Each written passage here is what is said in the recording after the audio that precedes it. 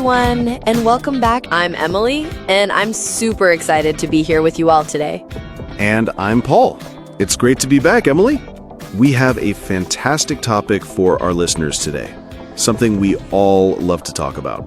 That's right, Paul. Today, we're going to chat about our last vacation. It's a wonderful way to practice speaking about past events in English, and we can share some fun stories. Exactly. And before we dive into our vacation stories, we have a quick request for all of you wonderful listeners out there. Yes, please. If you enjoy our podcast and find it helpful for your English learning, please take a moment to subscribe. And don't forget to share this episode with your friends who are also learning English. Sharing helps us reach more people and grow our community. And of course, hit that like button. It really helps us know that you're enjoying what we do. So subscribe, share, and like. Thank you so much. All right, Emily, are you ready to talk about your last vacation? I'm curious. I am so ready, Paul. I can't wait to tell you all about it. Let's start with the basics. So, Paul, my last vacation was to a super beautiful place. I went to Orlando, Florida. Oh, Orlando. That's a classic vacation spot. Lots of famous parks there, right? Absolutely. That's exactly why I went. I wanted to visit the theme parks. It was my first time there, and it was amazing. What about you, Paul? Where did you go for your last vacation? My last vacation was a bit different. I went to a quiet beach town called Seaside, Oregon. It's on the coast, and it's very peaceful. Not a lot of big theme parks, but lots of nature. Seaside, Oregon. Sounds very relaxing. So you prefer beaches over theme parks, usually? Sometimes. It depends on my mood. This time, I needed a break from the city, so a calm beach was perfect. Okay, next question. When was it? My trip to Orlando was pretty recent. It was just a few months ago, in March. The weather was perfect then, not too hot, which is good for walking around the parks all day. March is a good time for Florida. My trip to Seaside was a little earlier, actually. It was in late fall, around November. It was a bit chilly, but the beach was beautiful with the fall colors, and fewer people, which was nice. Oh, so you don't mind the cold for a beach trip? That's interesting. I prefer warm weather for my vacations. Not for a calm beach trip. I just wanted to relax and walk by the ocean, no swimming, so the cold was fine. It was actually quite cozy. Next up, who did you travel with? I went to Orlando with my family, my parents, my brother, and my sister-in-law. It was a big family trip, and we had a lot of fun together. It's always nice to share those moments with loved ones. That sounds lovely, Emily. A family trip is special. I actually went to Seaside with my best friend Tom. We like to go on little adventures together, and he also enjoys quiet places. It was just the two of us, very laid back. Traveling with a best friend sounds great too. Did you both enjoy the peace and quiet of Seaside? We did. We both needed a break from our busy jobs, so it was perfect. Sometimes it's nice to have just one person to share the experience with. You know, it feels more personal. All right, next question. How did you get there? For Orlando, we all flew, of course. We took a plane. It was a direct flight, which was great. Plane journeys can be long, but it's the fastest way to get to Florida from where I live. Flying.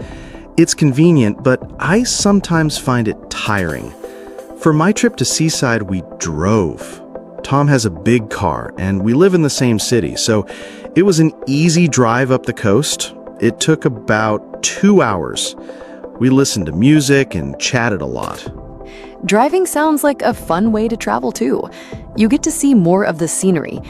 I love road trips when they're not too long. Did you stop anywhere on the way? We stopped at a small coffee shop about halfway. It was a nice break to stretch our legs and get some coffee before continuing the drive. It's one of the benefits of driving. You can stop whenever you want. Okay, so once you arrived, where did you stay? In Orlando, my family and I stayed in a vacation home.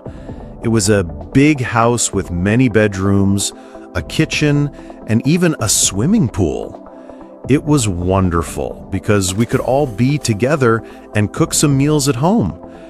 It felt very comfortable, like a home away from home. A vacation home with a pool sounds amazing, Emily. That's a great idea for a family trip. Tom and I stayed in a small, cozy hotel in Seaside. It was right by the beach, which was perfect. Our room had a small balcony with a view of the ocean. It wasn't fancy, but it was clean and had everything we needed. A hotel by the beach with an ocean view? That sounds lovely and relaxing. Did you spend much time at the hotel, or were you mostly out exploring? We spent some time there, especially in the mornings, enjoying coffee on the balcony. But mostly we were out walking on the beach or exploring the town. The hotel was really just a comfortable place to sleep and relax after a long day of walking. Now for the fun part. What did you do there? In Orlando, we spent most of our time at the theme parks. We went to Disney World, Universal Studios, and Epcot. We rode so many rides, saw parades, watched fireworks, and met some characters. It was a lot of walking, but so much fun. We also had some nice dinners out. Wow, that sounds like a super busy and exciting trip, Emily. Theme parks are a whole different kind of vacation. In Seaside, our days were much slower. We spent a lot of time walking on the beach, collecting seashells, and watching the waves. We also hiked a bit in the nearby forests. And in the evenings, we often ate at local restaurants and tried the fresh seafood. We also spent some time just reading books and relaxing. Hiking and forests and reading books on the beach sounds so peaceful, Paul. Did you do any other activities besides walking and eating? Yes, we also visited some local shops in the town.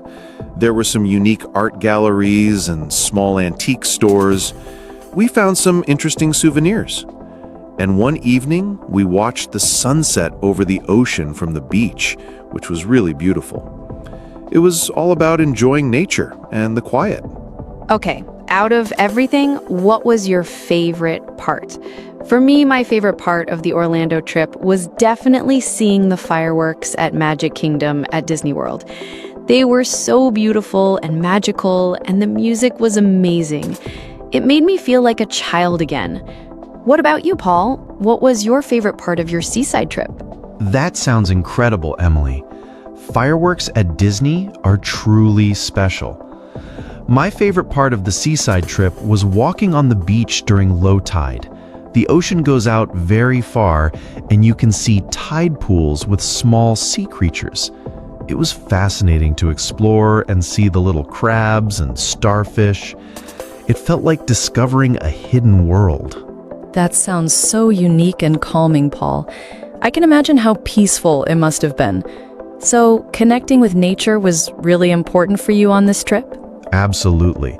That was the main goal. It was a great way to disconnect from daily stress and just enjoy the simple beauty of the coast. The sounds of the waves, the fresh air, and the quiet walks were exactly what I needed. Next up, did you try any new food? In Orlando, I tried a few new things. We had some really good international food at Epcot, like some delicious Japanese snacks and some German pastries.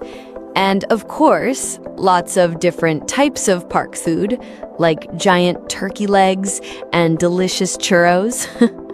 What about you, Paul? Did you try any new food in Seaside? Oh, Epcot sounds like a food adventure. I love trying new foods. In Seaside, I definitely tried some new things. The seafood was incredibly fresh. I had clam chowder, which is a thick soup with clams, and it was so creamy and delicious. I also tried oysters for the first time.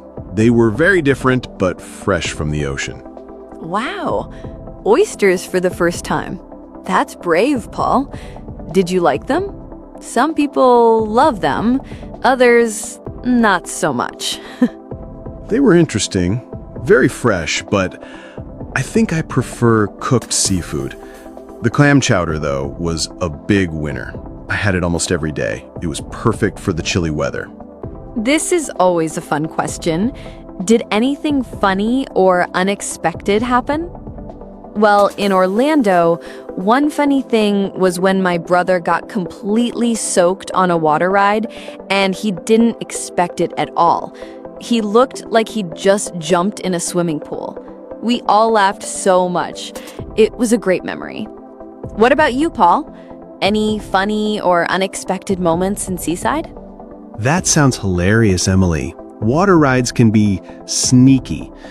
For me, one unexpected thing happened when Tom and I were walking on the beach. We saw a very large sea lion sleeping on the sand.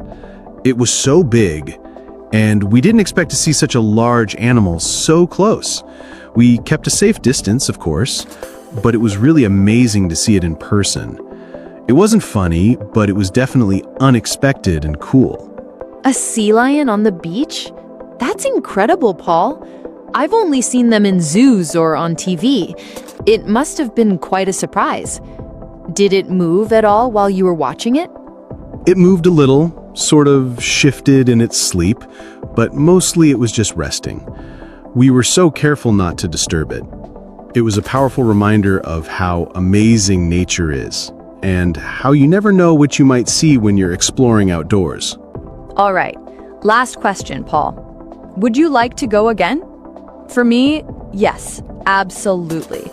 I would love to go to Orlando again, maybe try different parks or spend more time at the ones I loved. There's so much to see and do there. What about you? Would you like to go back to Seaside? Yes, Emily, I would definitely like to go to Seaside again. It was so peaceful and refreshing.